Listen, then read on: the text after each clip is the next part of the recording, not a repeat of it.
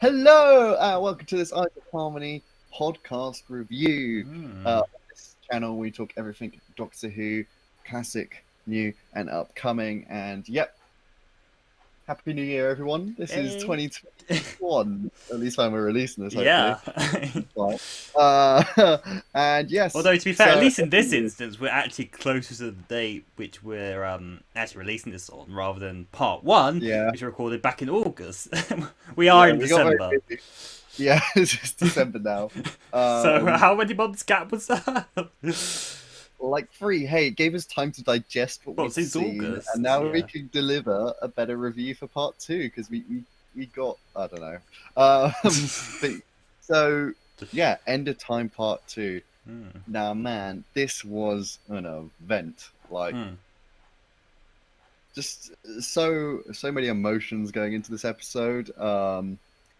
Like David Tennant leaving, like kind of our childhood Doctor. Really, I know we had Christopher Eccleston, but he Yeah. left so quickly that you kind of quickly attached to David Tennant, Hmm. really. But not just the end of David Tennant, but like the end of a Russell T Davies era, The entire uh, era, yeah. which is just it's crazy. Like Yeah. going watching it, how impactful like part one and part two are. Like there's just like when you go in to watch it, it doesn't feel like any other episode of Doctor Who. Like there's just this like I don't know, this aura around it for me that it's just like of how much weight it had. Like this is Yeah. really the end. Like this is where it ended. This is the final story of It's this very era of grand. Doctor Who. Yeah. And you're never gonna get like this era again. Like that's it. This is Hmm. the ending. And like I mean, it's already emotional enough because like Hmm. what a fantastic era. I mean, the whole Russell T Davies era is, in my opinion, undisputably the best era, probably maybe in Doctor Who history. Potentially, Yeah, no, the new. not quite. I think you still got the Philip Hinchcliffe Oh, era. that's a very solid era. It's hard to compare classic and new Who sometimes because it's just like obviously like Mm. the production value and Yeah, it I comes mean, up you always take those things expensive. into account when you scale it for the Yeah, era. But like, I think, in terms of just the layout of the show, there are enough things to compare to where I can kind of think, okay, for what they had and the quality of the storytelling here, I think this is better overall than that era, I suppose. It's just for me though, I guess. I mean it's just I mean okay to be honest let's be real here. Childhood nostalgia probably is Hmm. playing a big part. Yeah. In I feel I literally just watched. So not only did I just watch the End of Time Part Two Hmm. from around November, Yeah. um, I have watched all the episodes, series one, Hmm. all the way up till now.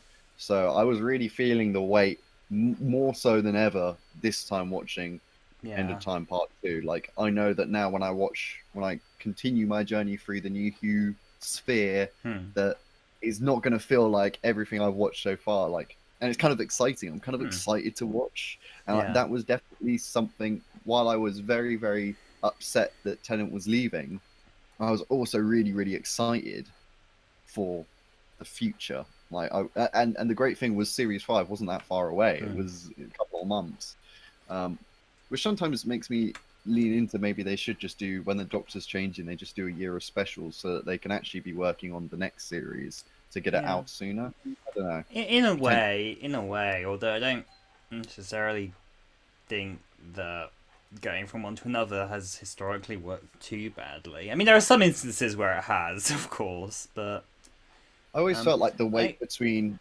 Twice Upon a Time and the new era was a bit quite long. I don't it know. I feel like was. when it's like risky and you're doing stuff like that, you Hmm. kind of don't want it to marinate sometimes if there's Yeah. like because obviously everyone wasn't sure about Matt Smith. They didn't know who he was, but we'll get into this Yeah. later.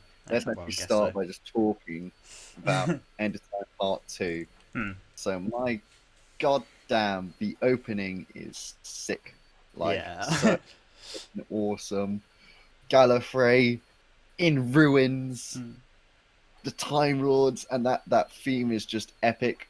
Part of the theme that inspired our very first theme on this channel, actually, Hmm. the that was from Backtrack where I got really inspired from, Yeah. and just seeing Gallifrey as a kid was like so like because like at this point we literally only seen like the flashback and that was it, like flashbacks, like we Yeah, were well, seeing it since live, we you know. revived, yeah.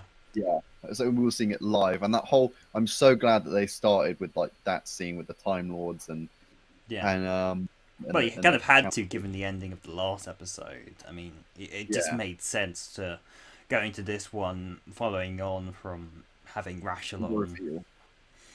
and Yeah, now seeing the not rest of that the council. it, he's not revealed to be Rassilon right until the end, until the Yeah. Doctor actually names it, which is kind of It's crazy. true. He's just called like Sir The and My pres Lord and things like my that. He's Lord not. President. Yeah, In fact, I didn't even register that he was Rashalon until afterwards. When I was looking up on it a bit later. I mean, yeah, It's made far more clear in later episodes exactly yeah, that it was Rashalon, but yeah. But that whole council chamber scene, I absolutely adore. I hmm, love how they actually went so minimalistic and just had like it in a void of blackness. Absolutely, I know, I absolutely love hmm, that. It's something so, I don't know, like it is in a void, in a bubble, you know, like locked away. hmm, And I think it was definitely the right creative decision to have like just this black room of emptiness, hmm, because it completely, it cuts all them off. It makes it feel like they're trapped in this time war. And yeah, I love, and I only got it this time watching it, that when they reference like the Doctor's gone and he has the moment, hmm. I realize that they're talking about the War Doctor at this point. Well, Yeah. obviously, point Well, nine. retroactively, they are. Yeah, and I was like, oh right, like they, because that line always confused me. Now I Oh, get like really? they, yeah, I don't know why, or I just never really registered it. I don't think, because then they quickly start talking about Hmm, like the you know, oh, it quickly goes on to the lady saying that, you yeah. know, oh, we should, you know, end it and whatever, and Hmm. then Well, Timothy, yeah. Although I kind of always, I mean, I always kind of implied that. And I don't remember if this was before or after, but I remember there was one Doctor Who magazine strip, and of course at the time everyone assumed it was the Eighth Doctor who ended the Time War. And oh and yeah, I remember there was a comic strip where they had like a moment of, but they had like just the panel of the Eighth Doctor holding up a key, which was supposed to be for the moment. Um, which is kind of initially kind of where my mind went when thinking about what happened in the Time War, until of course that was yeah kind of kind of retcon, yeah. but Although the in comics, a I mean, better I'll way. talk a little bit more about like another comic a bit later, because it kind of ties into this episode, but um yeah, it's just interesting, I guess. Yeah, but I mean, Timothy Dawson completely sells this scene. I Hmm. can't believe they got him, like Oh yeah. absolutely perfect It's very casting. expensive. He was like Supposedly. half the budget or something, I Something think. like that, yeah. Yeah, But and it he was was just he, damn awesome. he was so good as Rashalon. Like it was well worth getting him for it. Oh, he, every single line he absolutely sold. Mm. Like, the bit where he slams down the table is like, "I will not die. Do you hear me?" Like, Mm. just just the tones, like, well done to the sound mixers and everyone. You just, everything Mm. just sounds so perfect in that scene. Yeah. Like that, you know, I look forward to actually. It's funny. I see the End of Time Part Two gets a lot of flack, Mm. and I think predominantly maybe It's that's the end where it goes. It keeps going. well, I But wouldn't just say that. I think there are issues with the main story itself. I mean, we'll talk about a bit more of it later. I guess. Well, I mean, I'll explain my thoughts overall a bit later, but it is a grand experience, and certainly solid, but it's not without its problems, I suppose. yeah, but I like it a lot. Well, I don't know. same. I So feel do a lot. I.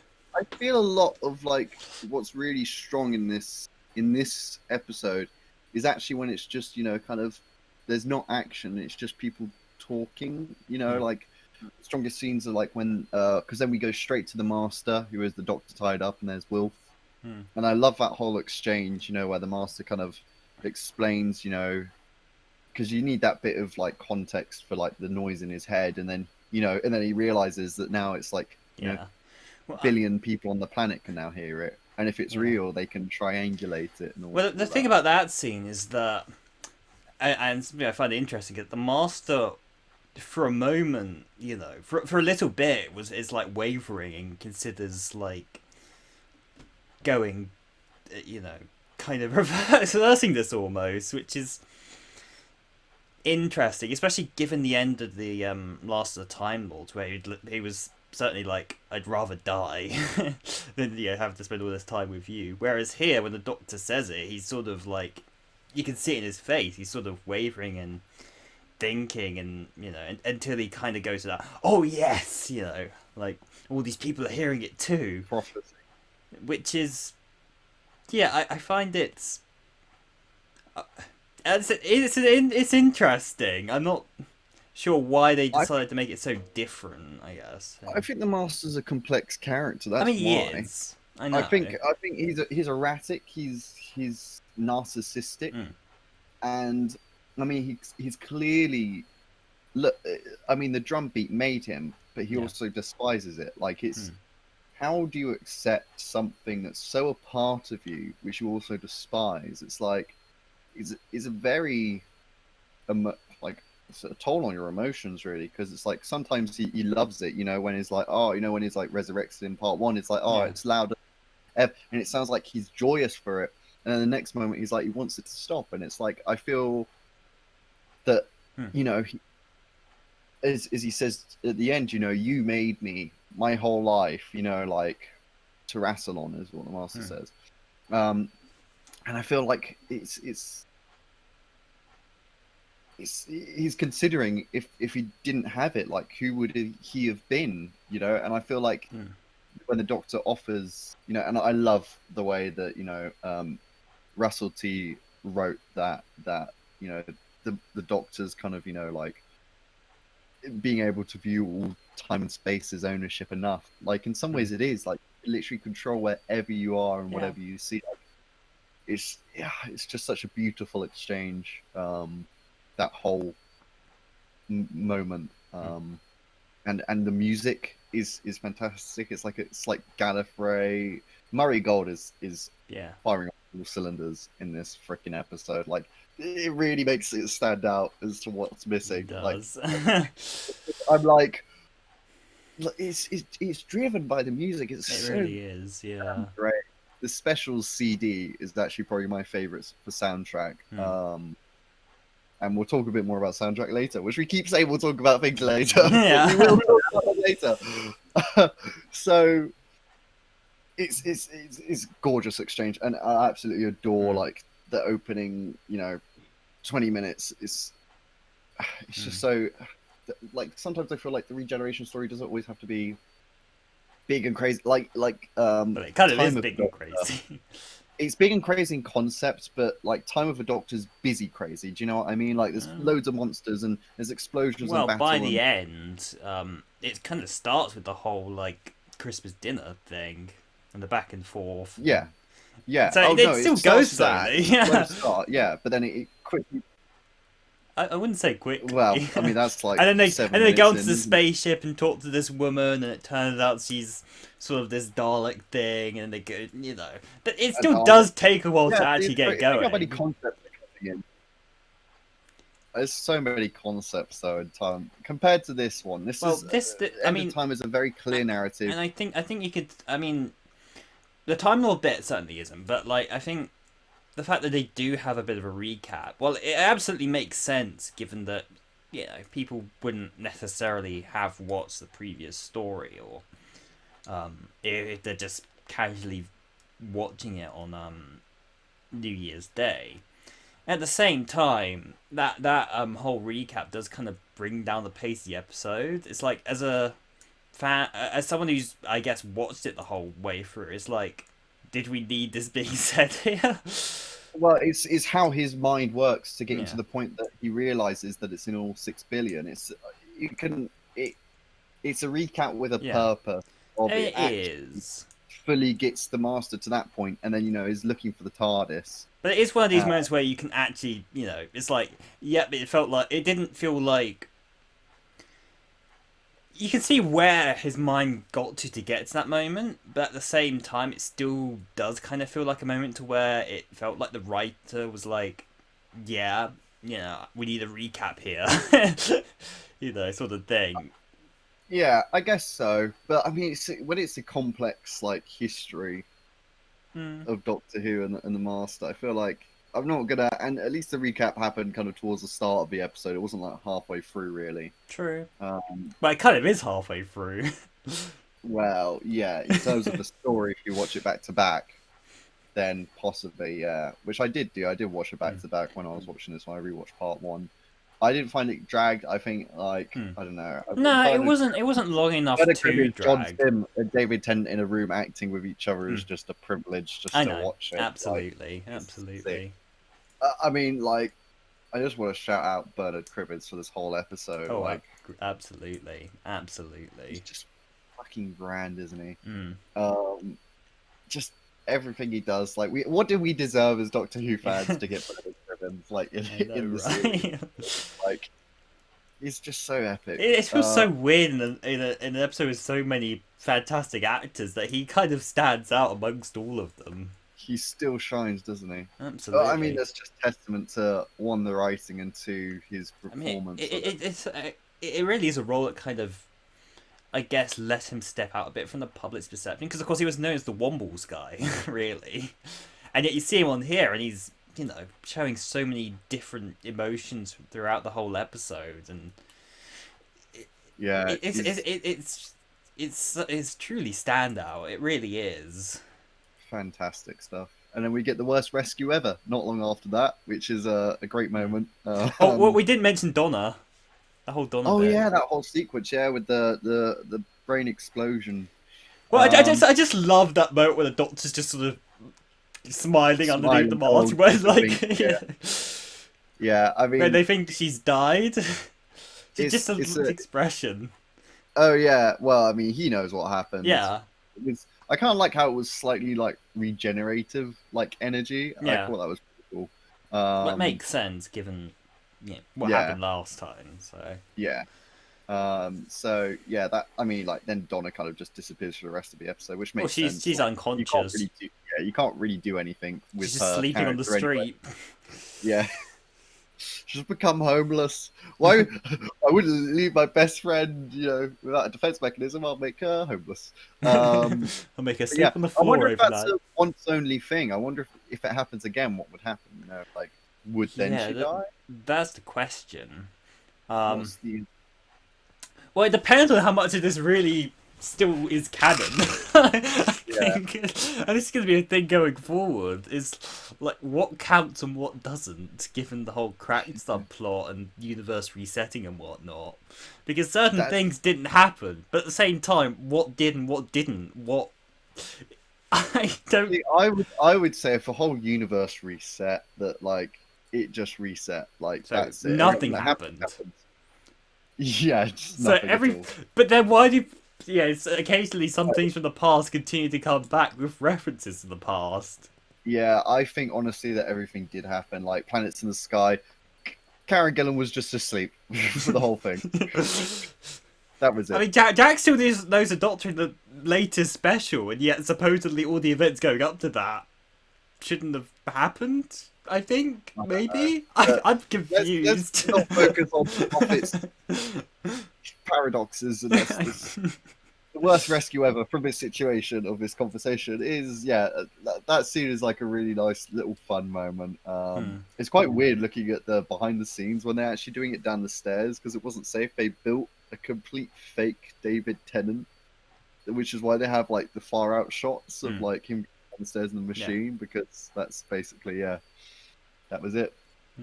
Because it wasn't safe or something. So kind of creepy actually. I remember looking at the behind the scenes of this kind of completely fake David Tennant like body thing. But yeah, and then they kind of escape. And then the episode does slow down at this point when they get to space. Yeah.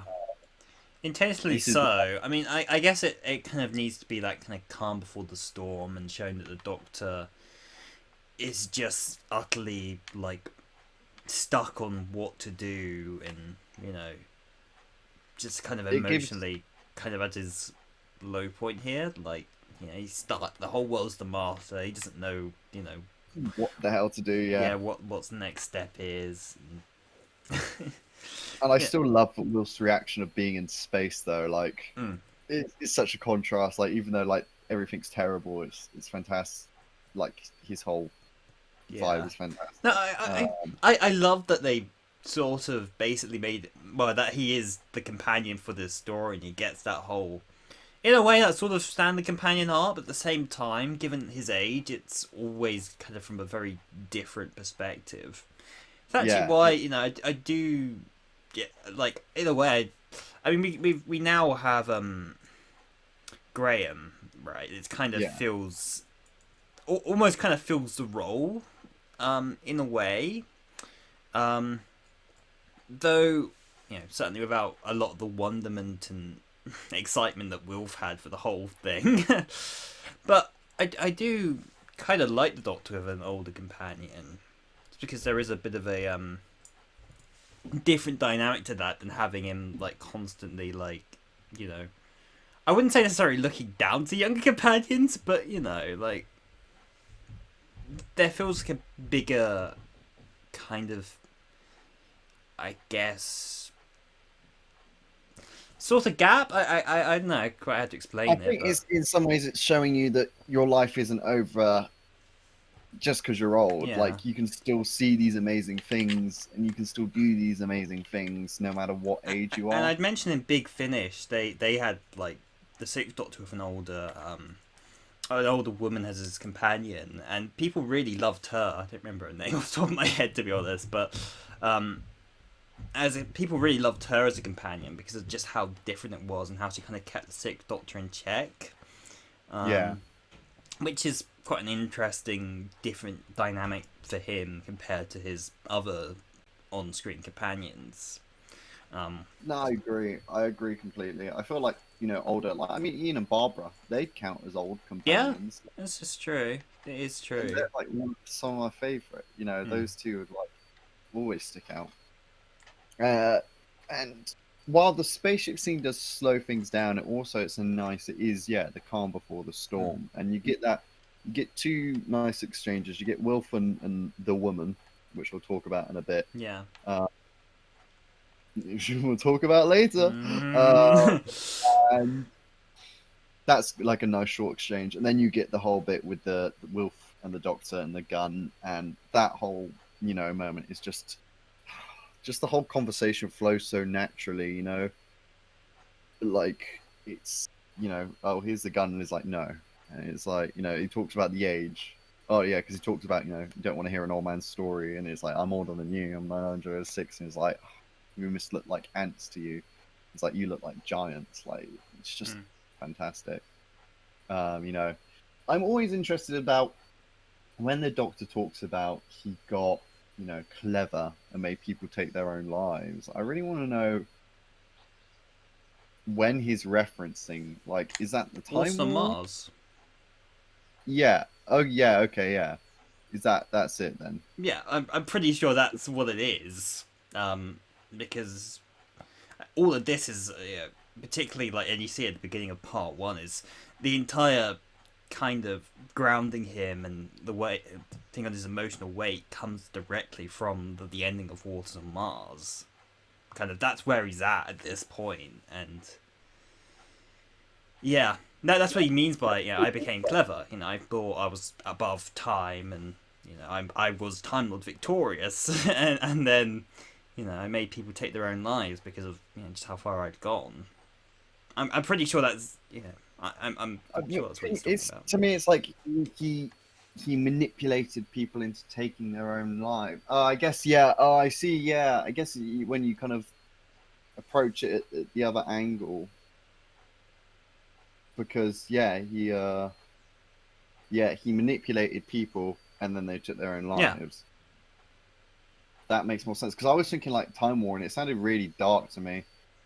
that makes a whole lot more sense now. Hmm. Maybe that could have been slightly, I don't know, Well, it wasn't recorded. supposed to be a big thing. It's just supposed to be like a kind of a nod back to that, I guess.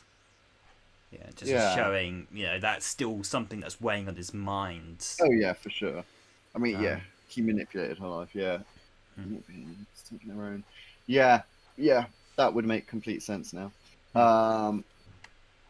Yeah, I mean that's always such a powerful ending, which I can't wait to talk about that story. Yeah. But We'll get there eventually. yeah, I've just watched it. It's ridiculously good. And yeah, so that whole exchange, like even like when, like talking about like the bodies in the graves changing, they would Yeah. have also changed the master because their genes would still be human. Hmm. And then then it's like, well, if he dies, what happens? And then it's like, well, they'd all change back. So it's like, don't you dare put them above. And then even the doctor then says never, which I always think's a bit like a bit harsh, Well, but yeah, because he doesn't want to kill someone like that, right? yeah, I guess yeah, I guess in his eyes he can find a way to do it without Yeah. killing them. Well, he's kind of at the point of that sort of no more. Particularly, again, going back to Wars on Mars, but particularly after the whole events of that story, I think at this point it's just like, I don't want to see more death. Mm, that's true. I mean, this whole specials is just breaking him down and breaking him down. Firstly he's like, I don't want any more companions because of what happened to Donna, and then he's like, it just emotionally gets worse and worse throughout the series, and makes more and more like barriers in its head to things he's doing. Yeah, he has no one to hold him back really, like Until the point he regenerates to where that sort of he can finally let go of a lot of that. months ago. But Yeah. the arc of the 10th Doctor, yeah, it's just it's just a degrading mental state in a way. Yeah, he kind of keeps losing everyone. Everyone keeps leaving him. Yeah.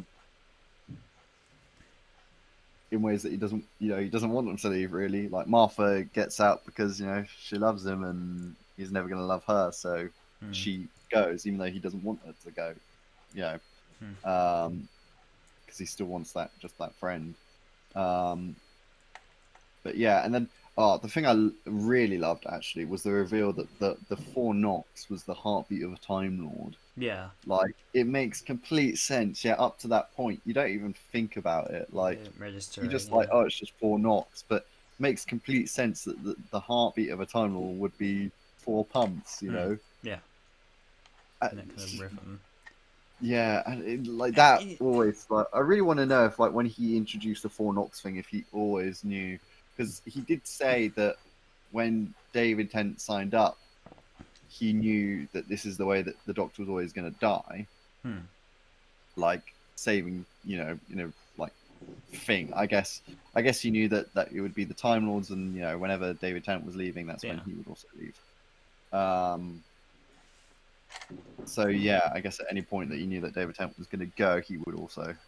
And I mean, I guess we're kind of around there, but like the portrayal of the Time Lords in this particular, is such a great kind of way to progress things, right? Because up to this point, and Wolf mentioned this, the Doctor always talks about the Time Lords in a very like nostalgic, somewhat pleasant Positive. ways. They were yeah. And yet, we see Rashlon here, and he's cruel, and he kills another one of the council without mercy, and they're planning downright evil things, and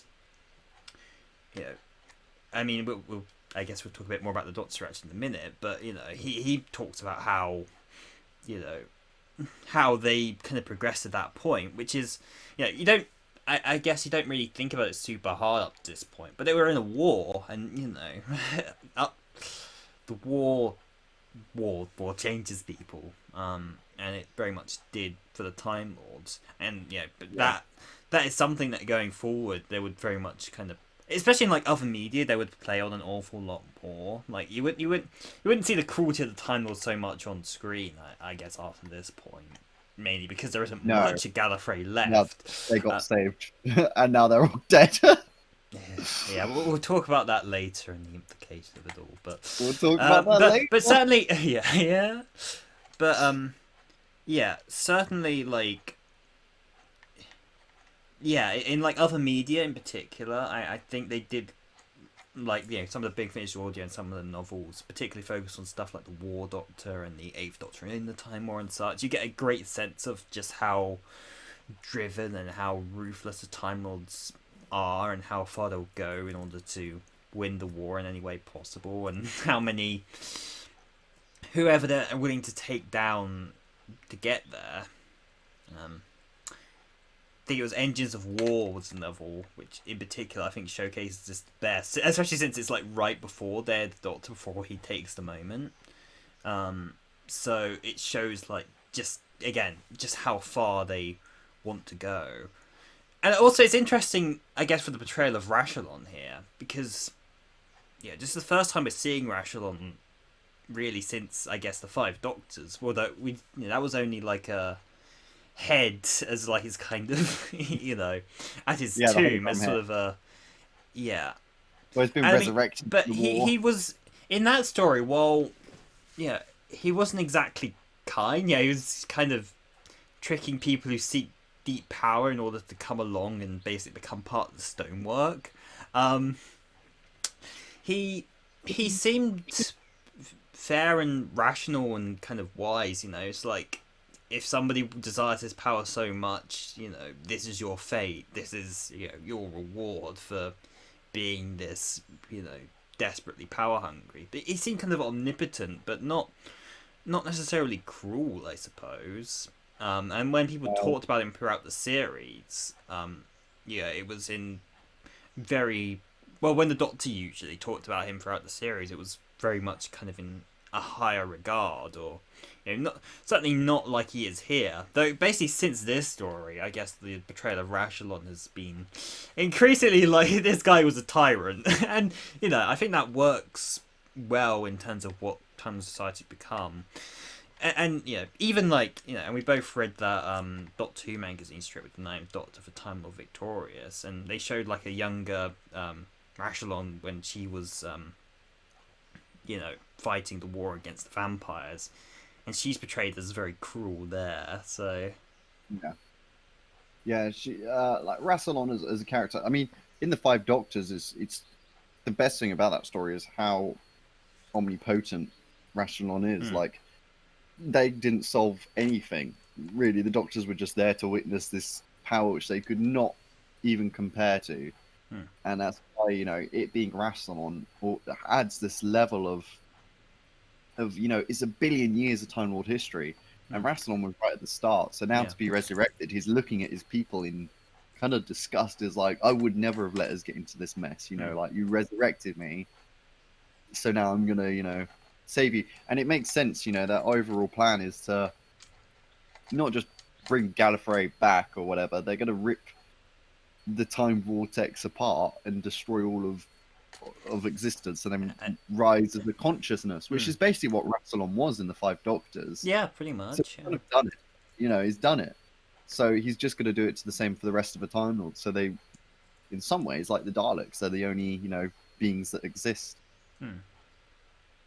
But before we get to that point, obviously they throw the White Point Diamond, the White Point Star, even, which is a diamond. Which is a diamond which is never brought up before or again. Yeah. I mean, I think it's a small enough thing. It's just a diamond on Gallifrey. I don't think you need much backstory. It's true, but the fact that it's Rashalon outright takes it from the end of his staff means it must be a pretty important thing. I just say it's a rare diamond, and he just obviously is the most powerful, so it's on his staff. It's just, I think it's just like that. It's just decorative. Yeah. It's like the Queen's crown, and the crown jewels. It's like they're not anything really that important. It's just because of the context behind them. Are they? There's other diamonds or whatever in the world, but they're just on a crown, so they're suddenly crown jewels. Yeah. So yeah, and then it goes to Earth, and obviously we just had this whole gun interaction, and then we find out where the Doctor literally says never. Like, Wolf puts his hand, the 10th Doctor's hand, on the gun, and is like, never. and then he finds out the Time Lords are returning, and then he grabs the gun, which Yeah. like it Just his automatically face there, like yeah. it's a story. It's like it completely sells you that how terrified the Doctor is of the Time Lords returning. He literally just said never to saving the whole freaking human race, to now taking the gun because the Time Lords are returning. Now that that completely sells everything at this point. That And I whatever's going to happen is bad. mean, I mean, also from the Master's perspective, it's kind of understandable that he doesn't really get the severity of the situation, given that he wasn't there throughout the end of the Yeah. Time War. He ran Ran away. away. So, like, he didn't get to see just how far the Time Lords would go by the end of war. Yeah, and then we get the missile chase scene, which is kind of just in there for a bit of action. Also, I just guess. point out quickly, just a very minor point, but the actual ship, like the CG is pretty good throughout the story, but the model of the ship itself just bugs me just how clean it is. I guess it's just so smooth. It's just like this doesn't feel right It's just car wash in space. I don't know. Yeah, there's no. Well, I guess there is dirt in space, but would it stick? I don't know actually. Well, it kind of look a bit more gritted, I guess. I don't mean, think it looked that pristine. Yeah, fair enough. It kind of looked like, I mean, and the ship design itself just looked something straight out of Red Dwarf, to be honest. Maybe that was a Could be. nod to. I don't know. Maybe it could be. You don't know. People do stuff. I mean, the whole cantina scene with Captain Jack is, that's just a nod to Mos Eisley in Star Wars, isn't it? Pretty much, yeah. Yeah. Different So versions. that whole missile chase scene is like, it reminds me of something when all the missiles come in. I can't remember what now. First thing I think was The Incredibles. That might be it. Maybe it might be that. Being chased down by the missiles. Yeah, or is there? I don't know. It kind of it reminds me of in Hercules when the Hydra grows all its heads, and at one point it's kind of like the heads are all crossing and weaving and stuff, and it's like the missiles are kind of like that. I don't know. Or it might be something else, but every time I see it, I'm always like that. Just reminds me so much just like of how like the missiles are just weaving between each other, and yeah. But I mean, it's a fun moment for Wilf, and yeah, it's nice. I love that they build it up, but it might just be like a suicide mission of crashing. Yeah. Well, you do wonder if the Doctor was thinking about it, and Wilf's just like, well, I mean, I'm okay with it, but He's like, I won't stop you, but is this it? And I love that. Doesn't that just show Wilf as a person? Like, yeah, he is willing just to die because you could just completely trust this man, like this alien. He just completely trust, and it's like, I'm fine if you kill me, but is this it? Like, he just wants to know, just so he could be at peace with himself, kind of thing. And like the Doctor doesn't even say anything. Also, he got the last Allons-y, which was very sad. Which I do love that moment, just the build up. It's just a great word. A captain will, Allons-y. What a moment. But yeah, and then like, okay, so here's my qualm with this. So he obviously pulls up. He doesn't do it. Probably would it be hilarious if there was an edit where just the. Well, it probably exists. You just crash it instead. I always remember an edit like towards the end of this episode where, of course, we're going to talk about that more later. But like where Will's locked in the room and the Doctor. Oh, and he just leaves him. Just like go on then, leave me. Oh yeah, it's all right then. I will. And he just walks off. There wasn't an edit like that. I always loved that. So then the Doctor jumps out of the spaceship and he crashes through the glass roof and then crashes on the floor. Yeah. To me, that's like the same height he fell as the Fourth Doctor and died. I did think that was the. I'm thinking that the glass obviously breaks his fall slightly, Plus, but the 10th Doctor's body is younger, I guess, and maybe a bit more durable. Maybe. He's got those AA batteries that keeps him running longer. It's like the Fourth Doctor has like the knockoff batteries, and he's got like the Duracell Buddy batteries. Well, And then yeah, I mean, you can see that the 10th Doctor was able to shield his face and such and kind of land, whereas the 4th Doctor just hit straight on his back, I guess. Maybe it's the way he fell. yeah, he actually just like fell, like he belly flopped it, and the Doctor kind of like dived properly. Like there's like people with the diving board, you know, the rating like 10, as he falls. But yeah, and then we get, oh, what a standoff this moment is. With, you know, Rassilon returning, and you know, I love that they've got like the two who voted against, you know, doing this plan as like, you know, I just shame. Like, yeah, I really like that moment. yeah, it's Full cool detail. imagery. It's just, yeah, it's just the whole thing. It's like, you know, the fire. And they mention the Weeping Angels by name as well. Yeah, in the Weeping build-up to Angels that. of old. Like, Yeah. yeah, you will stand in shame like the Weeping Angels of old. And I kind of love that, you know, because the Weeping Angels were at the start of you, like, like when So the you Time do Lords question were. So they more feel as the connection there, which is very, very briefly sort of touched on in Hellbent. yeah. But yep, it's God. The Weeping Angels. I do love them as villains. Still, they are freaking fantastic. Just the I love the concept. You know, I love their other name, the Lonely Assassin, and I love, you know, just it's. Yeah. I love in this episode how it makes them sound really like mythical and ancient. I like that. You know, Yeah.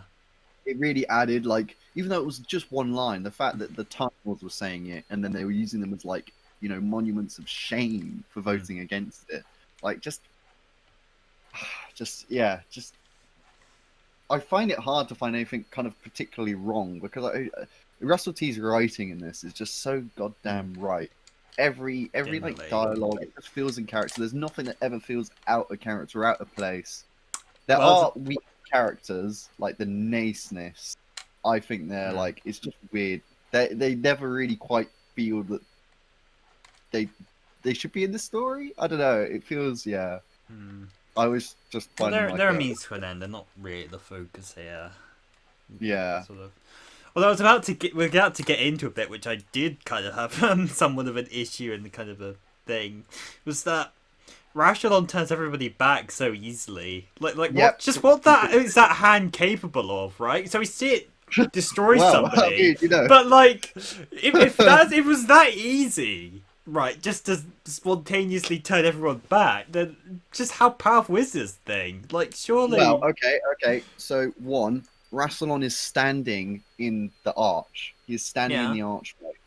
So he has that power. I think he's channeling it through the archway of breaking the genetic connection.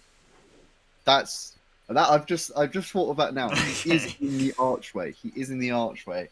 I think if he was standing anywhere else, the glove wouldn't be able to do anything. But I think the fact that it's like he can connect it, because it's just a piece of software, isn't it, that just sends a beam around the world. I feel like he now in that archway, you know, in the mainframe, he can edit it, and they just did something visual. I do love a bit where the Masters, you know, like he kind of reveals his trump card a bit early. Yeah. He's not very good at poker.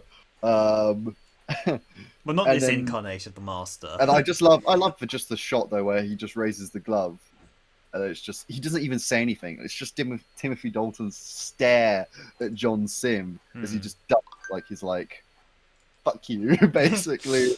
It's literally like you can literally hear him like swearing in his head, like, you know. Well, he really just looks down on the Master in particular. Yeah, it's a disease of our own making. Exactly. He just doesn't think anything of him. Just some. Yeah. He's just a way to get through. He's just a carrier. There's a semblance of respect towards the Doctor, but absolutely not towards the Master. Yeah, which in some ways is his downfall for the end of a scene. So yeah, we've got then the great standoff where, you know, the Doctor isn't saying anything, he's just thinking, and you can just feel the cogs turning. But actually, before this moment, Wilf runs in, doesn't he? And he Yeah, gets into the radiation closet. yeah. So well done. It's just you just don't really acknowledge it because so much else is happening Hmm. that you're just focusing solely on like the Master and the Time Lords. That Even just if the is Doctor does say a line about it, you don't really does, think it. You just kind of but you forget just about it. don't. You just ignore it, don't you? Like on the Yeah. first watch, you just don't think about it. So I remember I just wasn't concentrating on Wilf Hmm. at all. It was just like I was just doing a heroic companion thing, whatever. And then yeah, and then the whole, it's so intense. It's just nothing, just the Doctor, just thinking, and then we see the woman. The woman is there, and do you know what I Hmm. love still to this day is it's still somewhat a mystery. It's not ever confirmed. Like Yeah. outside of the media, people have kind of said who they infer it to be.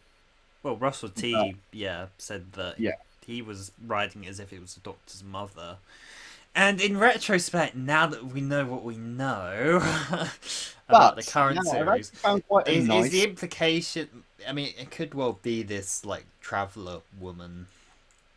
Yeah, but also towards the end, jumping forward a bit, when they're at the wedding scene and they're oh,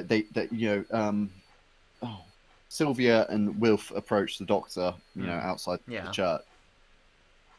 Wilf asks, "Oh, he tells them Naismiths have been arrested, but who was that woman?" And then the Doctor kind of looks at Sylvia and then over at Donna, and to me, that's like he's looking at Wilf and then to Sylvia, which is like that's his daughter.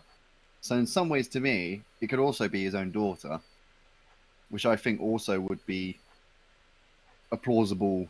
We know that he's had kids. Like Yeah. that can't be ruined by the timeless child True. shenanigans. So in some ways, at least if it can't be the mother or it's not that scientist lady, at least I think because it's very specific, and this is the first time I noticed it. He looks at Sylvia first, and then his eyes, and he keeps them there for a second, and then he looks over at Donna. Hmm. So in that case, it could either be like mother of Donna, so his mother, or daughter of you, Wilf, and then he's just looking over at his companion, and then he gives them the gift.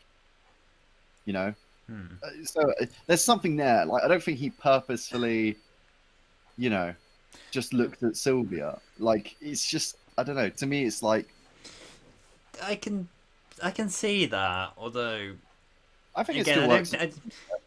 The It still Doctor's kind of oh, works. he's pretty Although, old. I think clearly from the character, you always got more motherly vibes than you did daughterly vibes. Yeah, but also you got to think hairstyle looks a bit Susan-y, like, Hmm. and it would be Susan's mother. Is something that otherwise, I think of potentially, which would be quite nice. Hmm. She does. She has the kind of, short hair bob. I mean, look, funny enough, this is a break in the Matrix again. Look who's on my calendar day. It's like this kind of hair, and it's kind of the same style of thickness and something, Hmm. I mean, I'm seeing Carol Ann Ford's, hair now. It's kind of similar-ish, kind of just type of hair, Um, but Whether or yeah, not that's that's intentional, whether or not it's just looking into it, whether don't it's know. coincidence But or not. But I like it that it could be either, and I really love that to this day it is still not completely explained in the show. It doesn't, like well, no, whatever. nothing. It's really been like they haven't outright come out and. I guess in official like canon, there still isn't an explanation. Russell T said he wrote it like it was his mother. But that's about it, I guess, in Yeah, terms of but what we've like the gotten thing out of is, that. this comes down to the oh, I can't remember what the theory is called. It's death of the author, basically. Yeah, yeah. And now that and obviously this is coming to effect massively now with Chibnall taking over, but it basically is when it moves on to someone else. His right to claim anything is completely gone now Hmm. because Stephen Moffat could write he could write it and it was Susan all along, who Hmm. returned back to Gallifrey for the Time War. It could be Well, we know anyone that and anyone happened could because of Big change it. Finish, So, but well, yeah. Well, there we go. That's you could there's also an entire add series that to about there. that. But yeah. So that's the woman. I mean, Yeah. yeah, I think we've said everything about. I love her betrayal. I love Yeah. everything about that whole mystery. It always brings a kind of joy when you're watching it again, because you're always, every time you're watching it, you're like, is it his mother? You know, or who could it be? Someone you're still asking these questions because they didn't, close that mystery, and I like Yeah. that because it gives, on the rewatchability, it means you still have the fun, kind of just focusing. Every time she's on screen, I focus because I'm like, you're trying to pick up all the little details in what she's saying and the way she says it. It's these kind of mysteries which sometimes I feel like Doctor Who goes too far to explain every single mystery of the universe. And actually, the best episodes are the ones which leave mysteries there, like the Midnight Monster. It's still freaking out there. Yeah. Is it out there? Did it Yeah. die in Sylvia? What was it? Are there more of it? Is it the only, like, all these questions? And when you go back and watch it, it still has that lingering thing in my mind of about creature, because it's an unexplained force presence. And yeah, like the Celestial Toymaker, is he still out there? Like those kind of things where it's just not completely always wrapped up in a nice, pretty bow. I feel like because the universe is so big and massive, but Doctor Who should have episodes where things aren't wrapped up and there's things that are left not horribly narratively. Like, obviously, you can't just like end an episode halfway through the story and not return to it. Like, the narrative has to finish, but I don't mind if there's characters and like threads which are left unexplained, if purposefully done. Like, there's forgetting about wrapping up a plot thread and clearly making a mystery, like the woman. And the woman is the perfect, like, as J.J. Abrams would say, mystery box. But like, that's a mystery box which just stays closed, and that's fine. So yeah, we get the woman, looks at the Doctor, and then she, like, her eyes turn to the White Point Star machine. And I love that moment. I love the Master goading the Doctor. He calls him a coward. It's like, you never could. And then he starts to doubt it. It's like, oh wait, could he? Like, John Sim completely sells his overconfidence that he knows the Doctor, and he's like, oh wait, maybe. Well, and just to say, John Sim in this scene, like, even before this, like, he initially tries, like, he initially goes for the aggression with the Time Lords and goes for, like, I'm going to turn you all into me. And then when that doesn't work, he's just like, oh, this ascending thing sounds really good. Just like, yeah, with you. I mean, it does fit the Master of never dying, basically, because he doesn't want to die. Yeah. So in terms of that, it's funny though. Actually, Gallifrey appears above the Earth, which is freaking awesome. What imagery! It does remind me though of Legend of Zelda: Majora's Mask. Oh, with the moon. It's like when Sylvia and Sean run outside. I kind of just expect to see the moon from Majora's Mask crashing down on them. It was just imagery I got yesterday because it looks, kind of exactly the same as like the end scene. Having a planet appear that close to the Earth, though, would cause catastrophic climate events, and everyone probably would have died anyway. Yeah, what I'm thinking is that it wasn't completely formed yet, so like the physics of a planet physically being there wasn't completely there. That's my excuse. Like, it was coming into existence. Like, it didn't just fully appear, it was fading in. Yeah, I know. I'm just going with the physics of the gravity wasn't there yet. Like, that's just it, really. Yeah, but the Doctor spent so long deciding who to shoot that. Yeah, it's like the Doctor didn't play the Ocarina of Time quick enough, so it's just. I mean, it would stop. No, it wouldn't, because that would drag everything else through. But yeah, so. But hang on, like they're launching a planet to crash into Earth, and yet Rational and stuff are already standing on Earth. Yeah, well, it's because this whole thing is gonna rip anyway, so they'll just rise to consciousness, I guess, at that point. I mean, you just kind of trust with what they're saying. It sounds like they know what they're doing. They are Time Lords. But I love the bit where the Doctor, lists all the things that are going to come through as well, which though makes me question, because obviously in Day of the Doctor we don't see the, Horde of Travesties and the Nightmare Child. What epic names though! Like, don't you just want to see these monsters?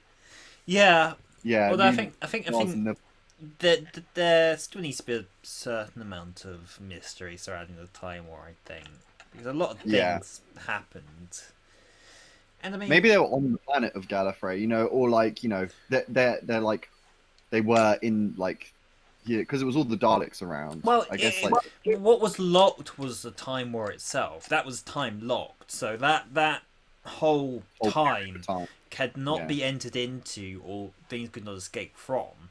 Given the way that the whole thing was, of course, a whole mess up of time. Like the Time Lord and the Daleks would go back in time and affect certain things that would change the future and things. It was just like a rapidly, constantly changing, like time mess. Basically, Yeah. was the Time War, and I think that's better kind of established in some of the Big Finish Time War stuff which I've listened to. Is that the entire reality keeps changing, and things you thought were like one thing in a moment could completely change depending on what the Time Lords and Daleks are doing now in the past. It's just this rapidly changing bubble that became this huge mess.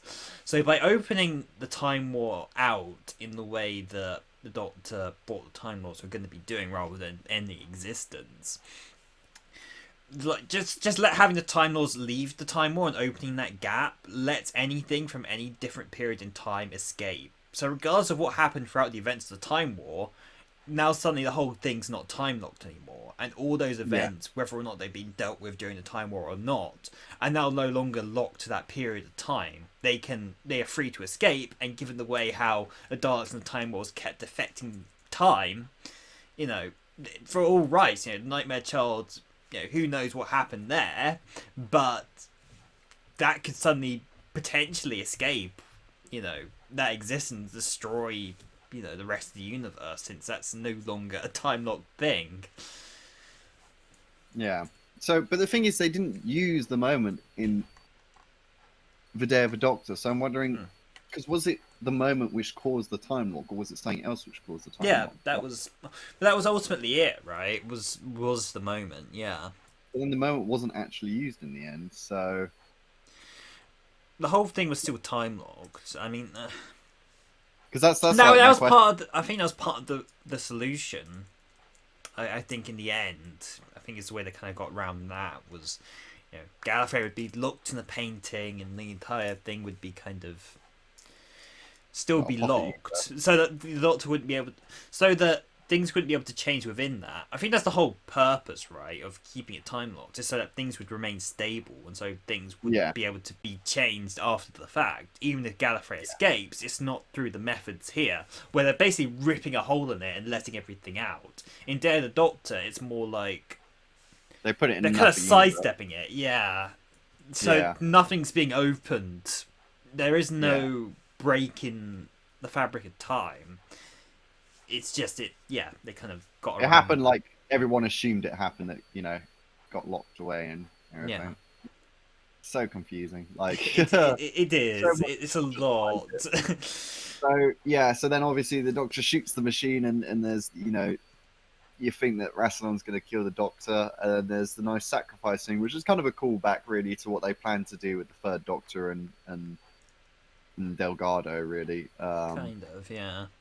Where he sacrifices himself, the Master. Well, that was less about saving Doctor and more about the Master's fury towards the Time Lords for everything. Yeah. Yeah, I guess so. Yeah, because it is like his whole life, and they completely like. Yeah, it's still selfish. Like, it wasn't like I'm gonna go and save the Doctor sort of thing. It's like Gallifrey falls, but literally moments later they get saved in Day of the Doctor anyway. Because for them it's like pretty much instantaneous, because the Doctor's disappeared with the moment, which means he must be on like the desert at this point. And then so it's like, oh no, we failed. Oh no, we're saved. Like, do you think the War Doctor noticed any of this? Yeah, he's just like, nah, he's too busy talking to. Oh yeah, he would have gone back in time at this point. Doesn't notice the change in lighting.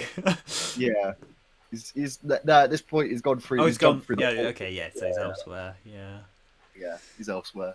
But it's kind of what a crazy 24 hours for the Time Lords. They think they're gonna, rise as beings of consciousness, and now they're just gonna, survive in the Pocket Universe, so they get killed. Universe. And then Rassilon But gets kicked off. Yeah, I mean that's the thing, right? Yes, there's.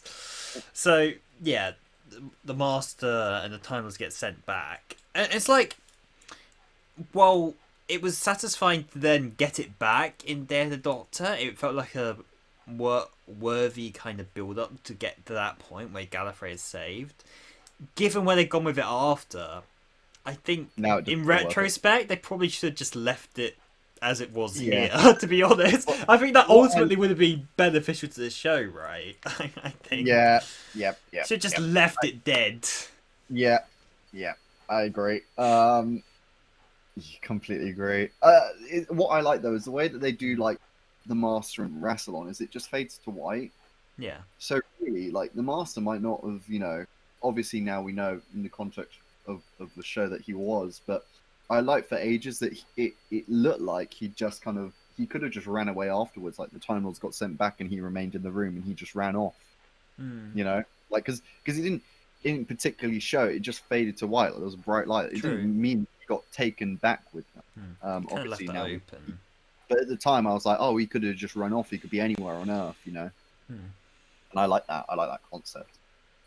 And then the best twist, probably in Doctor Who history, I think at this point. Like, I don't think maybe the Watcher was a good twist, but like not to like the level of like he knocks 4 times and it's freaking Wilf. Like, Yeah. God, I remember first watching that. Like my heart. I mean, the thing was is that he's on the floor and he's like, I survived, and you see his face. Like, I'm alive. And he's so happy. And he's like, I beat the prophecy.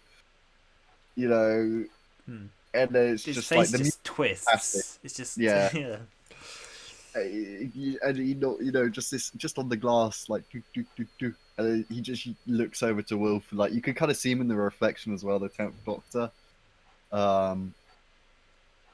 And yeah, it's just that then like the hardest scenes because in some ways I would argue one of his hardest deaths because it's not in the moment of action or he needs to act quickly. He's got time to really think about it. It's not like in Le Gogoplois where he's fighting the Master as the thing's turning. Like there's action and things are happening. It's adrenaline. He's thinking quickly, and like the 5th Doctor when he's saving Perry, he's got to do it. He doesn't have time to think. They're being shot at, and he's carrying her across this exploding planet basically. I mean, I guess it's not. I mean, it has happened a few times. I guess William Hartnell was just sort of strapped to a machine for a while.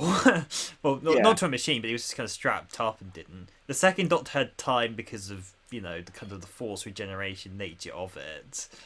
The 3rd Doctor was just through exposure. And then, of course, you have the 12th Doctor, which had quite a bit of time to kind of... Oh, yeah, he had time, yeah. But and the 11th Doctor actually had a very long time to have that build-up, I guess. But at this point, it's like they have died. So when it's the 1st Doctor, he's old. He is dying. Yeah. He can't change that. This is like the 10th Doctor actually has a choice at this point. He doesn't have, time to actually choose what to do. But the 2nd Doctor is out of his hands. He has no choice. The Time Lords are going to do it. So he's trying to make the best of it. If you were told, right, we're going to change what you're going to look like completely, you'd be focused on that. What you're going to do. The 10th Doctor could stay as he is, and we already know that he is like, it's like narcissism staying the same in Stolen Earth, Journey's End. So it's heartbreaking because he actually has a moment, to have this, and it's not really long. The moment actually, the scene, he kind of has like one moment of weakness. Which honestly is maybe his best acting, and also it's his best hair. Like his hair looks on point in this scene. But yeah, it's the whole moment. I could do so much more. It's not fair. It's just such a moment. He kind of realizes what he said. And he's like lives too long.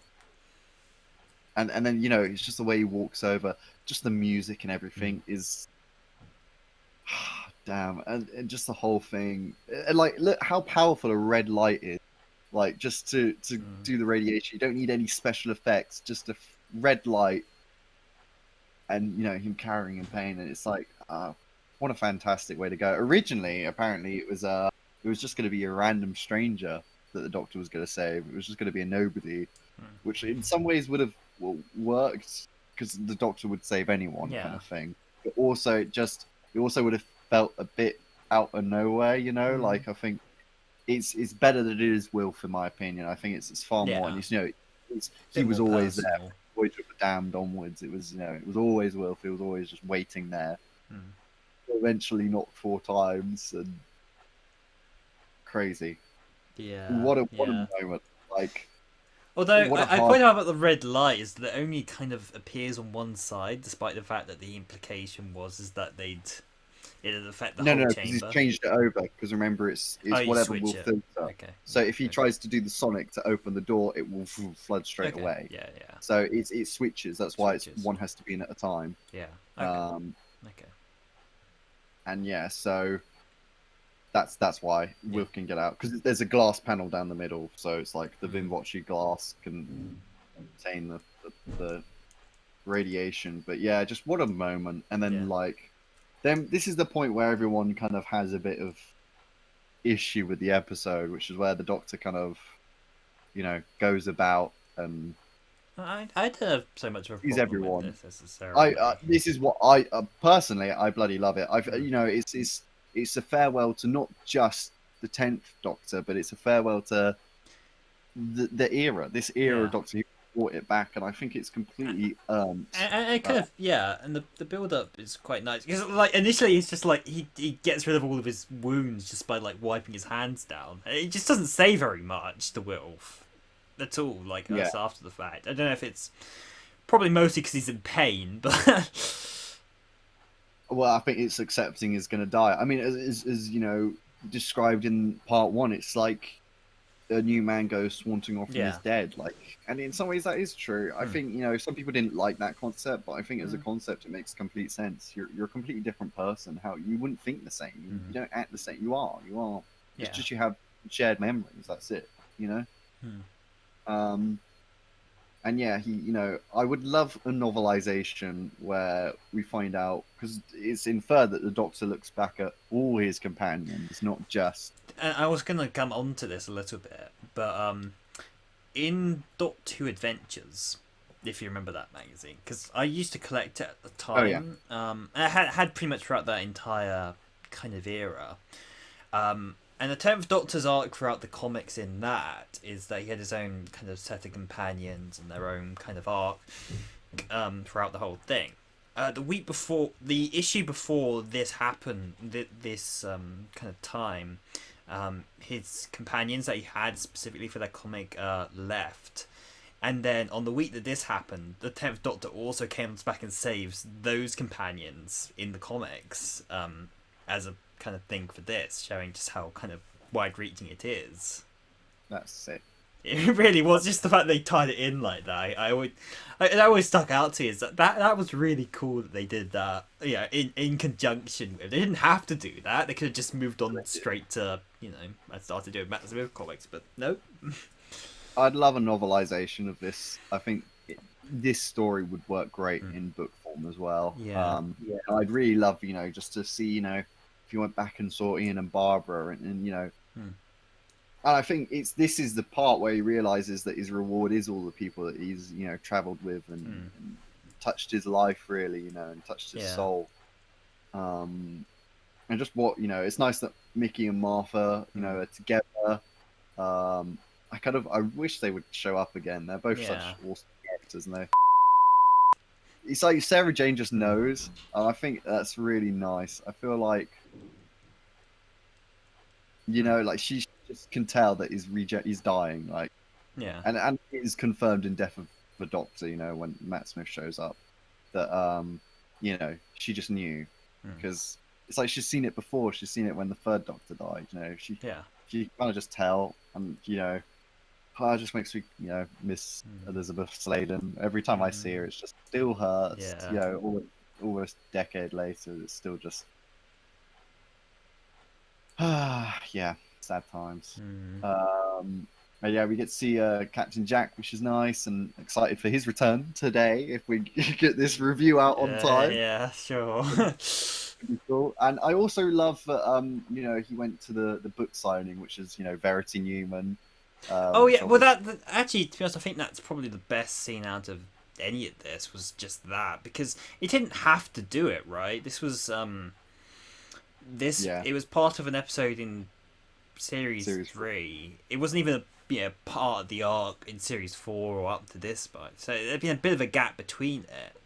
So I just thought it was really nice how they kind of addressed that with the whole John Smith kind of Yeah. angle of it, and it I just just simply love, asks, is she happy? And that's just and it. That's the only thing he says. yeah, was she happy in the end? She was, and then she just asks, "Were you?" And just a smile David Tennant gives is just gives me shivers every time. It's just fantastic stuff. I love catching Jack and Alonso's little exchange. Actually, Oh yeah, I like it. it was You know what I'm thinking now? Oh yeah. But And just yeah, the whole scene was nice because it kind of really did feel like the combination of like all the different various species over that entire era. Like I think this is what's so kind of good about this ending in general is just that it does kind of do such a good job of kind of bringing together and closing out this era of Doctor it's a victory Who. lap. It's It is. we did good, and they did, and they deserve it. Every time I watch it, I never. It does go on, but I never feel it dragging. It's like because you know that the regeneration is coming, and you kind of don't want it to happen. It's kind of it's more painful the fact that like he's still dying, even though he looks normal, he's still dying. And then we kind of touched on the wedding scene earlier. But the salute that Wilf gives, like in that whole moment, knowing that that's the last moment he's going to see the Doctor ever again. I still kind of wish that the Doctor would go back and be like, I was okay in the end, like a later regeneration. Because I feel like I don't know, I'd still love Wilf to show up again. I feel like there's something, like even the prophecy goes further than just killing the 10th Doctor. Like there's something else that Wilf is needed for. I know he's not like I don't know. Maybe too fan fictiony, but yeah, I don't see it ever happening. But yeah, it's nice. Sometimes you just need to leave things as is. But it would be nice maybe just in a novel or something like the Doctor like sees Wilf or something and doesn't reveal it's the Doctor, but it's like checking how he is or something, because I feel like Wilf is still such a big part of that, at least that Doctor's life. But yeah, and then obviously can cap it off without there being Rose, which is a really sweet. I something I that it's noted about this scene, right? It's just that the 10th Doctor just kind of stands at the corner waiting for her. And then says some very strange things. I think if you change the music there to be more sinister, we'd get a very different feeling scene to this. What year is it? I think you're going to have a really great year. It's just the way that he just kind of is a bit blurred out in the background and then just... well, he's in the shadows for just waiting for her. Yeah. Yeah, with the music change. But yeah, it's nice, it's like January 1st, 2005, and it's like you're going to have a great year, which is like a pull back to all the fans, like were getting ready to watch Doctor Who on March 31st. What a time to be alive, man. Take me back. I'd love to watch it all again from scratch, first time watching. What? In some ways, I wish I could forget all of it and just, I'd love to go back just to be able to watch Doctor Who for the first time again, live. Just the whole Russell T Davies era, just being able to watch them all. That period of life was just so amazing TV. And then we get the beautiful, this should have won awards, Vale Decem, which is just the most beautiful arrangement. With the Ood singing the Doctor, to see, and I love, the Ood saying this song is ending, but the story never ends. I love that. You know, Hmm. just makes Doctor Who feel like this big, you know, mystical thing. Like Yeah. just the concepts of the show, and It'll outlive all of us. it's one of the last, you know, words. That's like the second to last line Hmm. of the Russell T Davies era. But then you get the kind of slightly controversial. I Yeah. mean, you know, it's lovely. The TARDIS is flying. The colours are kind of warm already in the TARDIS. You know, I like that he was in the coat. We got like the costume for the last time, a full Yeah. costume, and you know, he's flying the TARDIS, and just the music's fantastic. And then we get the "I Don't Want to Go," which is the makes sense, but also in some ways was slightly detrimental to the new era Hmm. of Doctor Who because it kind of made people going into Matt Smith being like, "You killed David Tennant! Like, how could you? Yeah. You know, you replaced him." And Hmm. it's for someone who just wrote such a great line of "This song is ending, but the story never ends." To then "I don't want to go." It's Hmm. like, okay, you can get mixed messages here. Yeah. Do we want It's not the that most change? graceful end, I guess. You know. Yeah, I mean, it fits the 10th Doctor. Like, as a character, he's kind of very emotional, a bit unstable in some ways, isn't he? Yeah. Yeah. Which is kind of why the Master's kind of an elevated version of that. Kind of, you know, Hmm. because I mean, the 10th Doctor in Waters of Mars is pretty much like a Master at that point, just completely Yeah. It's disregarding, you not know. far off. Um, but yeah, so man, I remember watching this live, just 10th Doctor, you know, the regeneration energy coming in. You're like, no. He's looking at his hands, it's just like, no, no, no. And you Hmm. still get those kind of like, I still get a bit of that vibe now, like when it's going. Obviously, I know like Doctor Who's way gone now, so I guess like Yeah. those early feelings of it um, aren't quite as there yet. But yeah, and then just one explosive regeneration, Hmm. and just the music, everything's fitting. And then yeah, lovely get the lovely first scene of the 11th Doctor, which is fantastic. Yeah, Yeah, I don't I love know, that first which is kind scene. of a little bit funny in retrospect, but they kind of make a joke out of "I'm a girl." I'm not a girl. But yeah, I mean, like there we go. Like they literally set it up there that the Doctor could change into a girl. Hmm. Literally the first like couple of lines of Stephen Moffat's era. Yet Hmm. he didn't introduce a female Doctor. But there we go. Yeah. But it was always set up there. Moffat was the one who kind of set it up, I think, completely. Well, yeah. Well, with Missy especially, I think. But yeah, well, yeah, obviously at that point. But yeah, just this whole first scene as the Doctor. I mean, you look back at all the other regenerations, like this is the most explosive one that there's ever been. You know, it was always just like just the fade and that was it. Like I this one mean, was full Matt throttle. Smith was pretty explosive. He took down the entire Dalek ship.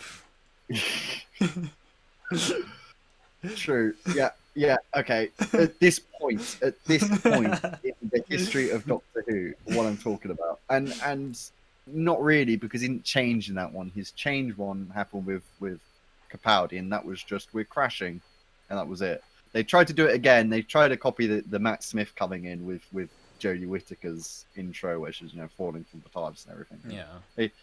It's kind of similar. I kind of wish like do they keep having to regenerate in the TARDIS? Like regenerate somewhere else. Hmm. Stop going. It's too samey now. Like regenerate anyway. It doesn't always have to be. But, oh, okay, whatever. True, but the majority of them were. It's because it can move to the next story pretty easily without having to kick off where you are. And I mean, Like originally it was said to be part of the TARDIS, at least back in oh in yeah, the very early days. So I that guess the connection's zero always room been is in there. there, And a which they've zero. never used. No, But because I yeah, don't think what it really exists anymore. I remember going back, like I used to pause it and like move it frame by frame just to see like the morph between the two, which is something that they haven't done since, and it annoys me. Like everyone loves seeing the morph. That's the fun bit. Hmm. But like, Well, I sort of got that with John Hurt, but yeah, slightly okay. But like Matt Smith to Capaldi, pretty sure they filmed those on different days because it's just a snap and then is regenerated. You know, like Yeah, but I that's know supposed why to be a they. bit of a subversion, a bit of a Yeah, yeah, because you were waiting for a big epic, boom, and then it was really quick. yeah. And then like for Capaldi to Whittaker, it was just maybe because their hair's so different, it would have been difficult to make it look good. But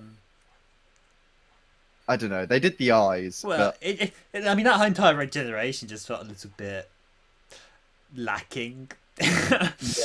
Well, they did it. They did it in slow motion, but it didn't feel like slow motion. So like And the plus, the regeneration. generation effects themselves just sort of looked very Yeah, because it's thin in and slow cheap. motion, so it looks. Yeah, it But looks. even then, like it was just very very skinny, like flame bursts, and Yeah. it didn't look particularly great. I think I said this I at the wouldn't mind it time. if they'd done just like a bit more of a face, not just the eyes. Like I feel like it's just like that's to me the fun bit is seeing the complete change. Like it's kind of is not human, so I want to see it happen. I want to see that's the interesting thing. Like when it's changing, I want to see.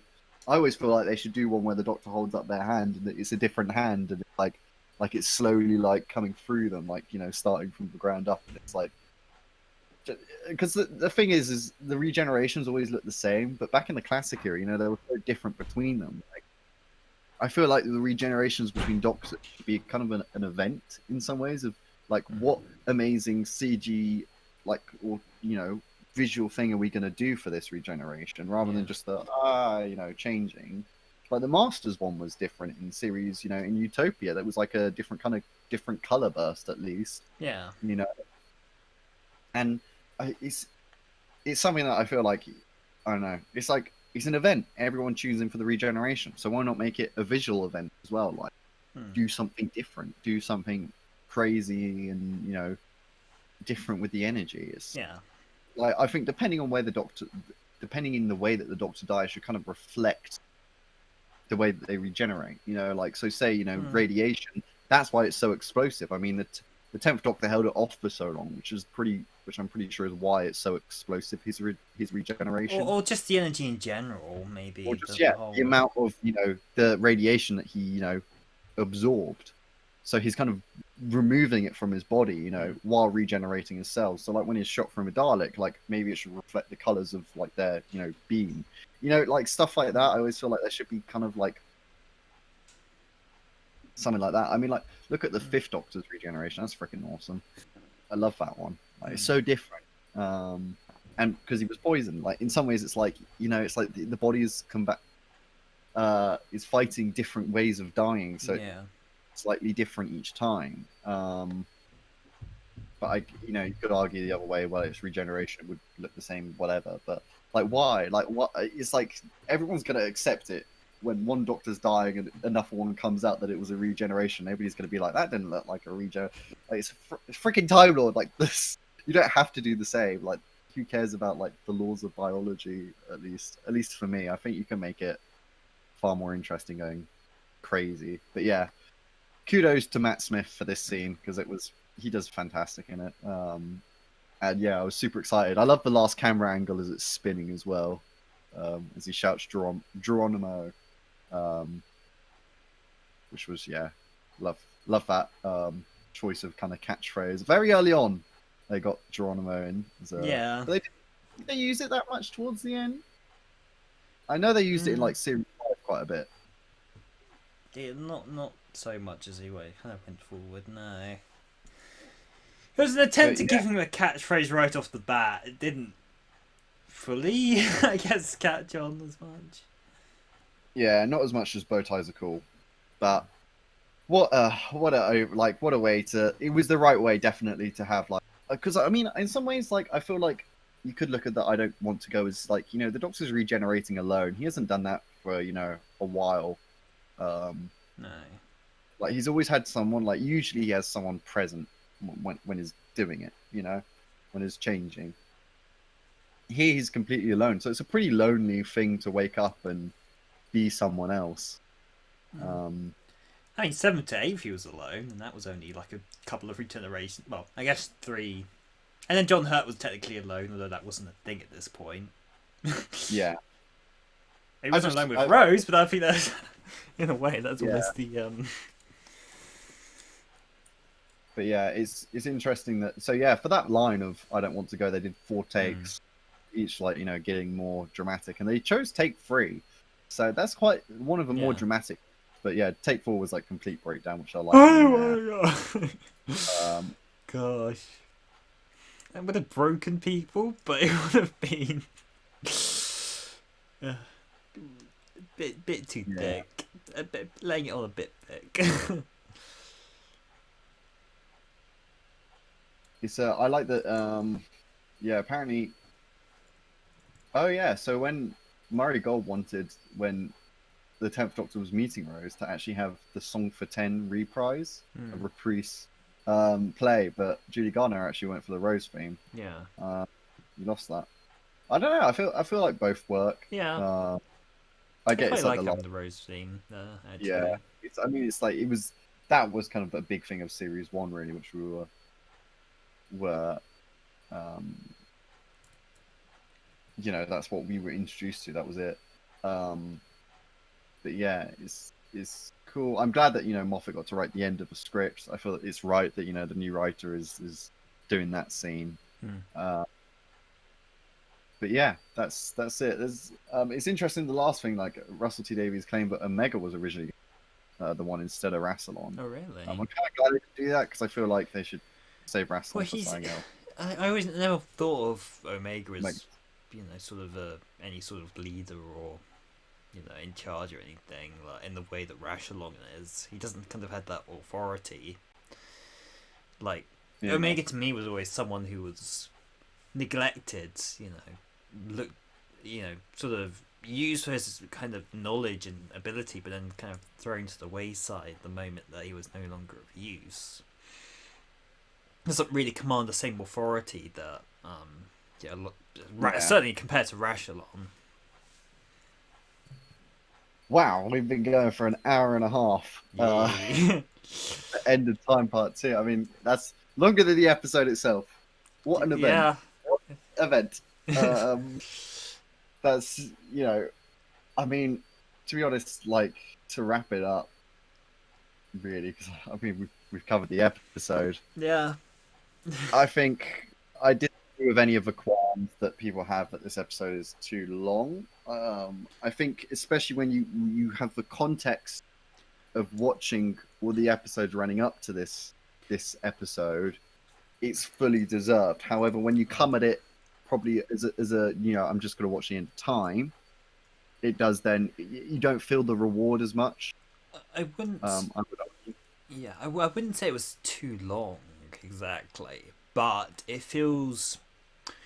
Episode 1, it's like kind of one event to another event to another event. And like even the moments where they do kind of slow down, I guess it's a bit more. It feels. Because like part 2 has a lot of gaps, a lot of.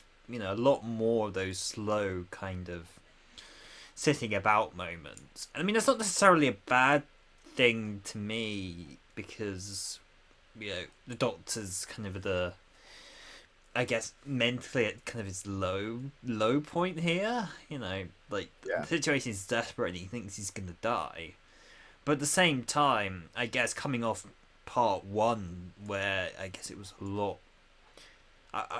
There was a lot more action, I guess. I mean, there's some stuff here, like the Doctor smashes through a window, but there isn't actually a lot There's of the like. missile sequence. There's a lot of, and there's the missiles, and in This terms is of more the action for the episode, that's kind of it. Like the Time Lords, when they appear, just sort of stand there, and then yeah. Rashomon lift his arm a bit. And that's kind of it for the big bad's action set pieces, right? So, I guess in terms of just how kind of when you compare it to part 1, you had the Master jumping about all over the place and eating people and Yeah. firing lasers and stuff. It feels like this episode really does put on the brakes, and I can see that being an issue. In that, yeah, it kind of feels a little oddly balanced in terms of where they're gonna put a lot of like the action and the slow moments, whereas Mm. if they better balanced that out throughout the 2 episodes, then I think it would have been a stronger story as a whole. I'd say about that.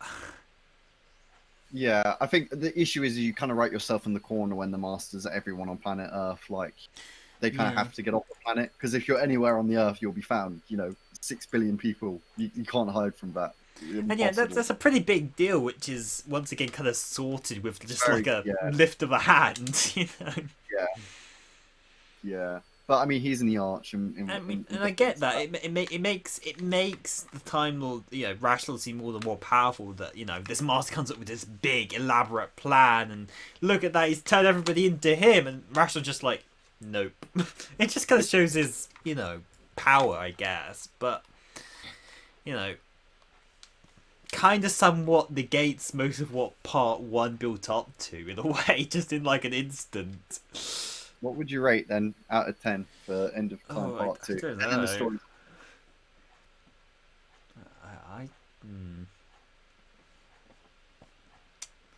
What, as a whole, or just this part? So just this part, I would give it an 8, or maybe I'd probably say 7 for me. I'd go 8. I think I gave Part 1 a 10 because it is, or a 9. But I think overall, I'd give the whole story maybe a 9, 8, 5-ish.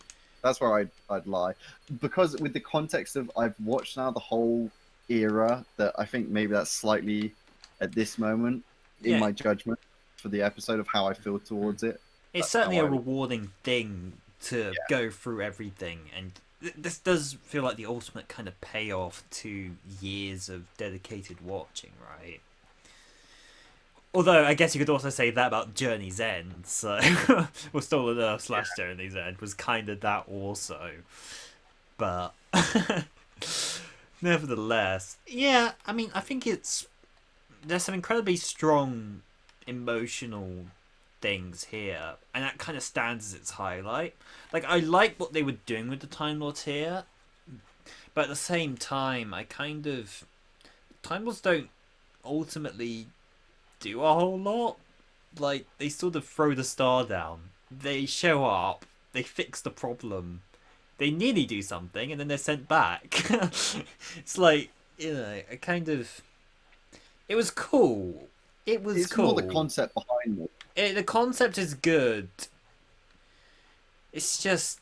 It's almost disappointing in a way that they didn't almost get enough, I don't think, given how cool it was. Like,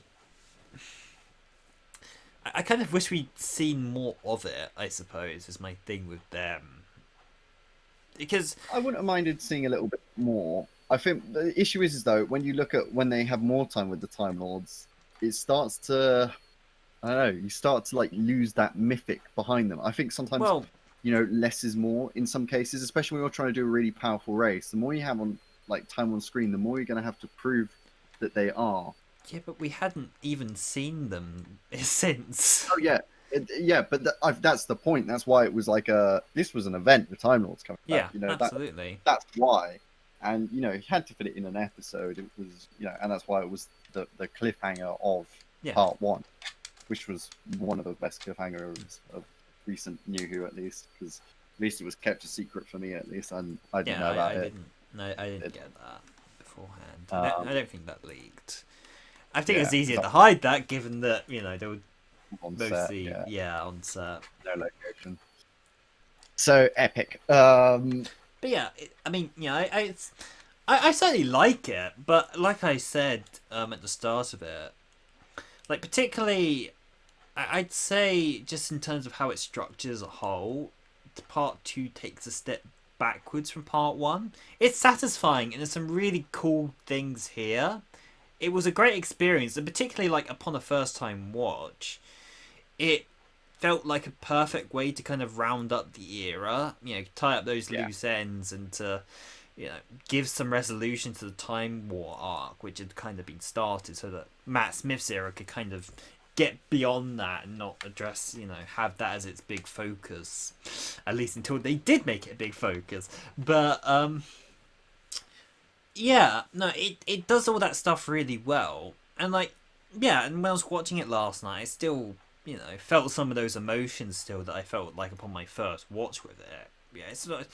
It still very much has value, but that's why I said at the beginning it's better as like an experience necessarily Yeah, than it is an episode on its own. Like, especially if you're just looking at part two just as a standalone thing. yeah. I You really need to think, watch it yeah, back. it, it, it feels like there isn't a whole lot that actually like it feels like it's a very slow progression of things when there's actually not. If you look at the overall, actually break down the points that happen in the episode itself, not so much happens, especially compared to how much ground they gained in part one. Like part one, there Yeah, was a lot that happened.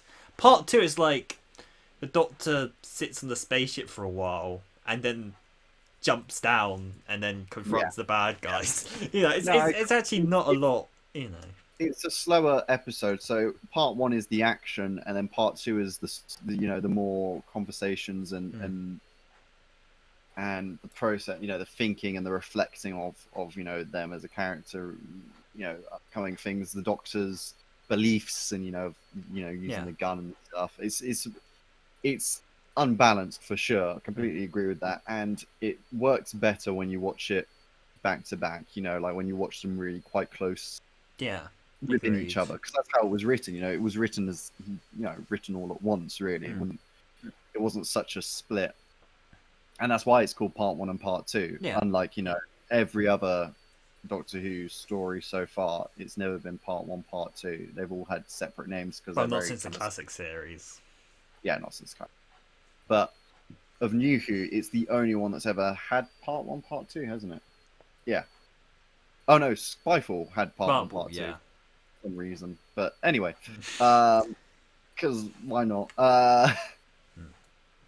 Anyway, they're like so separate stories as well. I don't know why, but anyway, Like it's just I bet that was because they thought that maybe people would mistake it as a New Year's special and then not tune in for the next episode. Maybe that might have been a reason. maybe, Um, or just but to keep the yeah, master it was. hidden. It really is the same story continued, and it's kind of it's when you look at its three act structure, looking at the whole thing as one, it works.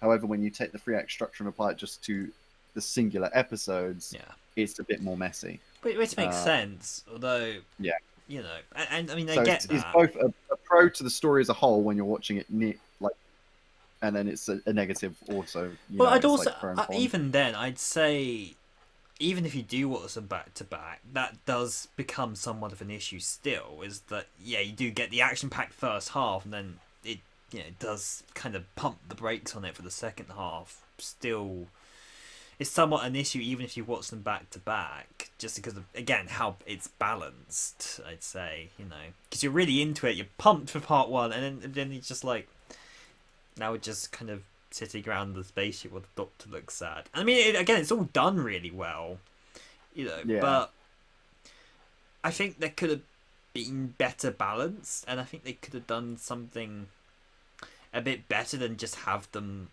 on the spaceship with the power off quite a large chunk of yeah, time. Again, not it's that it's hard. not that any of it's bad. No, it's actually, Yeah, and a lot of the it's all good emotional scenes, very moments slow. still hit Yeah, absolutely, but just, yeah, it's a bit flawed in the way I think it's structured here. In yeah, terms of part two, which to me does to some extent bring down the whole story. But as I said, as an experience as a whole, it's still a great watch, and there's some great stuff in here. I mean, there's a reason why there's an awful lot of like gifs and memes that come from this episode in particular. Like lots of people use like the Wilf like Wilf Giff, yeah. and that's such just like The tribe, even today, there's some incredible stuff in yeah. here. Decade But later, yeah. still being used in gifts and stuff. Absolutely. So I mean, it's a great experience, and it's a good story. Is what I'm kind of gonna go with it, because it's flawed. It's certainly far from like this perfect thing, but it's everything it needed to be in order to Yeah, close up the era and to fulfill all the arcs and to give the 10th Doctor this kind of emotional journey towards the end of his life. So yeah, I mean, I still love the story, but you know, ultimately, if you're looking at it, I think it's flawed. Is all I'm gonna kind of, I guess, go with that. And yeah, I'd probably put it somewhere around a 7, just as a whole. Like, it's not a weak. But my childhood self would probably be like, no, you should do it higher. It was great. It's wonderful. But that's probably me right now. Yeah, but taking control. It has its flaws, and you know, while I still love the story, and like I said, more as an experience than it is like as a story in its own. Like, it's a solid enough story. It's just not, you know, certainly not it's more of a victory lap than it is a regeneration story. Yeah, I think, and when the thing about a victory lap is it's slower than the actual, you know, lap of that you ran. You know, 100-meter sprint, they still do a victory kind of, you know, around the stadium celebrating, but they only ran that 100 meters. The lap's slower, you know, the victory lap is slower, and that's the thing. It is more of a victory lap of the era, which I think that's very well deserved. Yeah. But though, once again, you could also say that about Journey's End to an extent. So it's kind of like it's in a different way here, definitely. Yeah, it's in different ways. If they had wanted to make the Doctor regenerate in Journey's End, he could have done it then, and it probably wouldn't have changed a whole lot. For sure. It would have meant that we wouldn't have gotten stories like Waters on Mars. It would have been a massive shame. But if he had decided to regenerate then that there wouldn't. It would have made just as much sense as it does here. Yeah. Yes. Oh, for sure. Even Planet of the Dead is fantastic. Like, the next Doctor's enjoyable enough. Like, they're all worth. I'm glad they exist. Is what I'm saying. Yeah, it's interesting. Just at the different points he could have, like, because he could have regenerated Journey's End. He could have of course, he regenerated here, but then also he could have regenerated the end of the next series if they had gone with that route. Yeah, I mean, imagine that if David Tennant stayed on. I mean, that would have been. I mean, it's difficult to say, I guess, you know. I mean, we got Matt Smith. Like, you know, there's no... I guess there's not super point thinking, like, what if and what not. Again, like, I don't know if I would have preferred that or not, because, you know, we'll never know what that looks like, right? Yeah. There's a part of my childhood stuff which is just like, yeah, give me more David Tennant, I love him. But at the same time, it's like, there's another part of me which is like, Matt Smith was super good too, so, you know... It's like, it would have been interesting to see, and the whole plot line behind, you know, what they were going to do with it ultimately just ended up being Series 6 anyway, so it's not like anything was lost from it, in a way, except for, of course, you know, an extra season of David Tennant and kind of how, you know, his arc continues. I think it wraps up more perfectly here. I feel like another series of...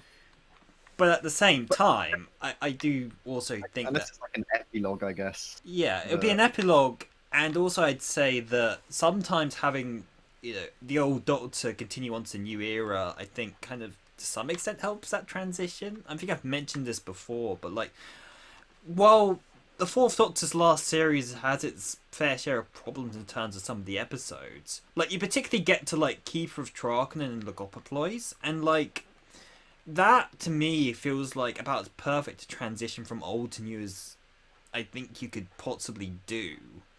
In that, you know, you kind of had the new vibes throughout the whole series, but, you know, you can feel throughout it that, you know, the old Doctor... I guess you get a semblance that...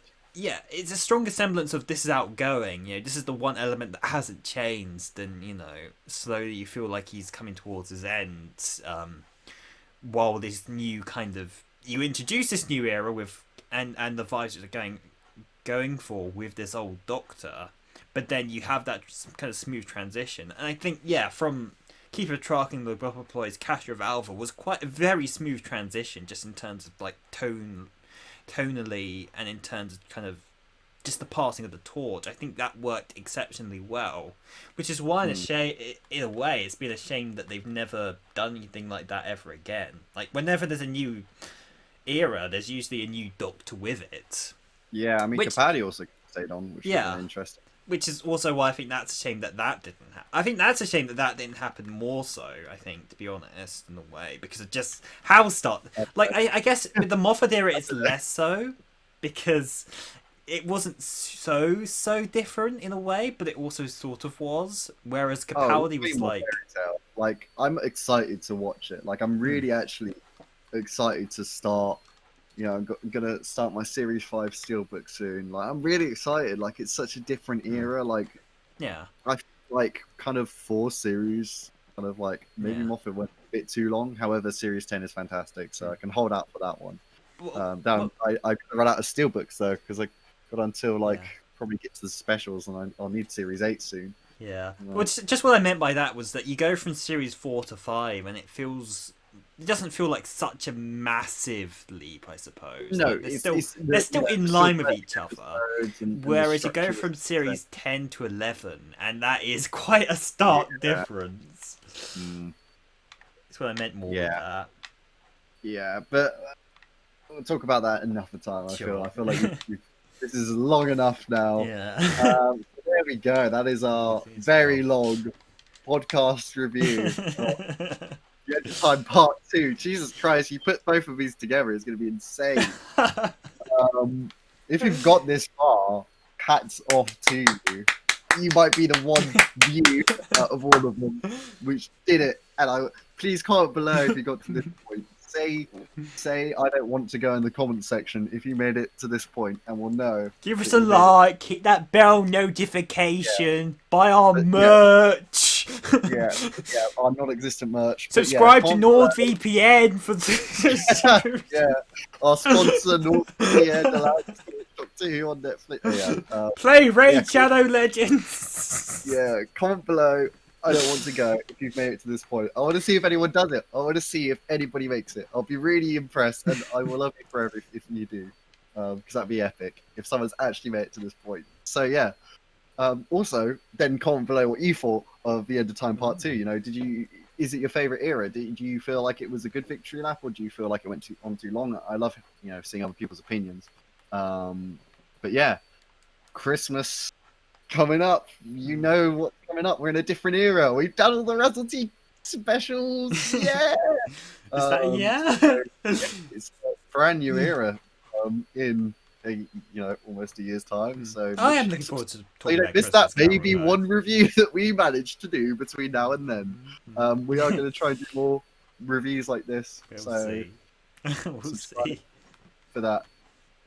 Coolsies. And now we're probably watching the new special, Revolution of the Daleks. So there we go. You got it. Nice. I think that's it. Any last word, comrade? I don't want to go. No, I don't want to go either. Boy. Boy.